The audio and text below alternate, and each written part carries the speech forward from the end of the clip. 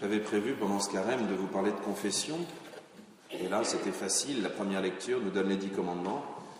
Mais bon, d'un côté, les 10 commandements, vous les connaissez presque par cœur.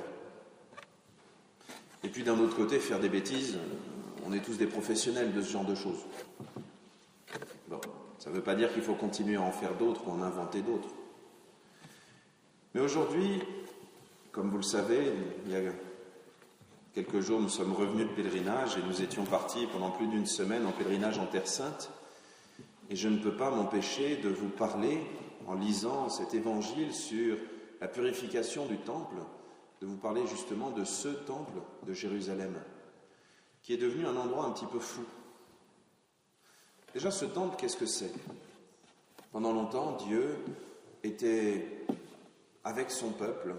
Lorsqu'Abraham lui rendait un culte, ce n'était pas un endroit précis, et tous les endroits où Dieu lui parlait, où Dieu agissait pour lui, eh bien, il le priait là, à cet endroit-là.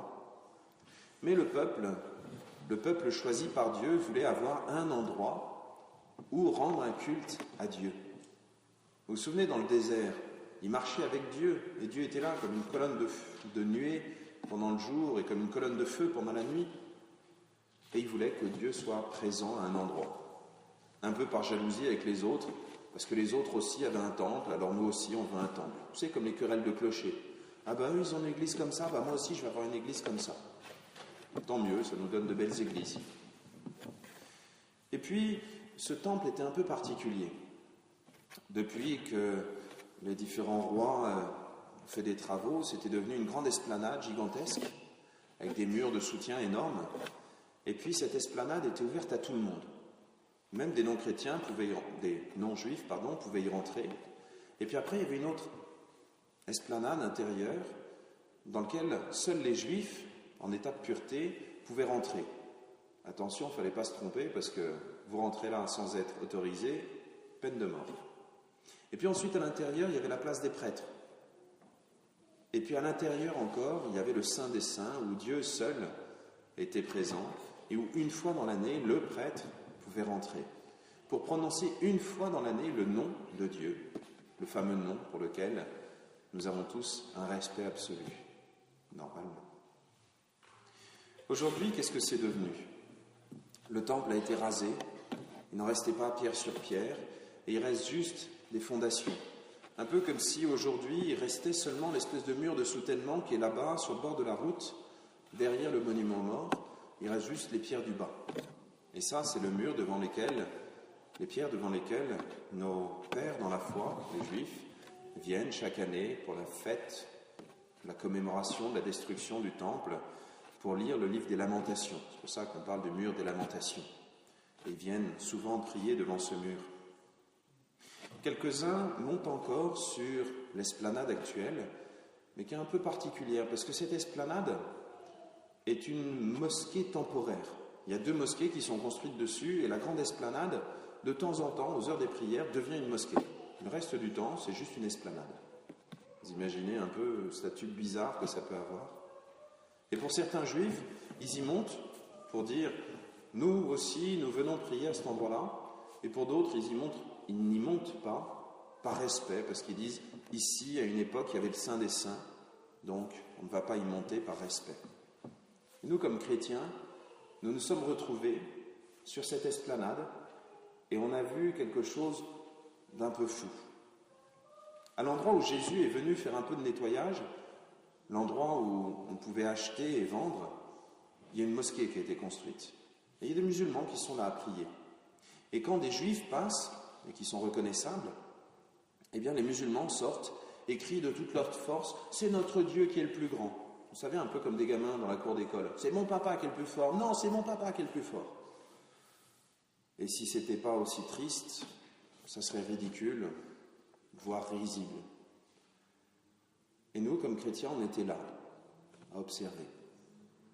Et nous pourrions nous demander, après avoir lu cet évangile, ce que ça veut dire. Ce temple, c'était un lieu à la fois horizontal, ouvert à tous, et un lieu vertical, le lieu où Dieu est présent et où on vient une fois dans l'année s'adresser à lui. Et Jésus fait quelque chose de bizarre parce que il purifie l'esplanade, pourquoi pas? On pourrait dire effectivement, faire du commerce à un endroit sacré, c'est pas bien. Restez dans vos limites là-bas. Mais c'est la justification qu'il donne. Quand on lui dit « Pourquoi tu fais ça ?»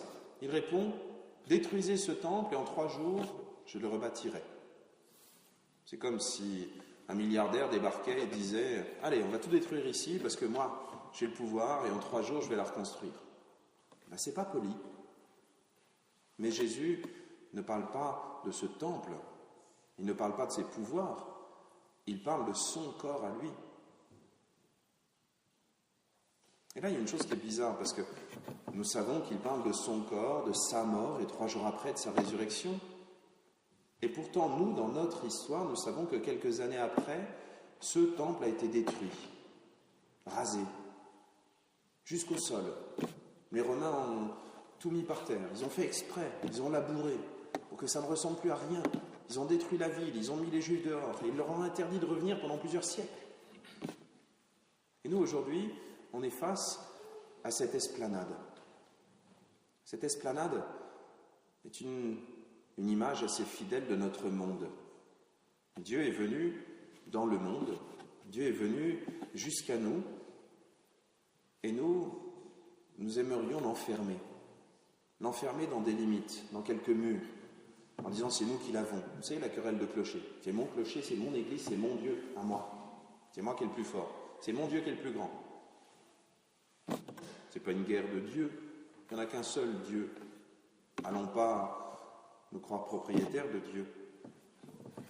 Mais Jésus fait quelque chose de plus que de dire Dieu est venu dans le monde, et pas seulement à un endroit, mais il est venu pour le monde entier, pour chaque être humain sans exception.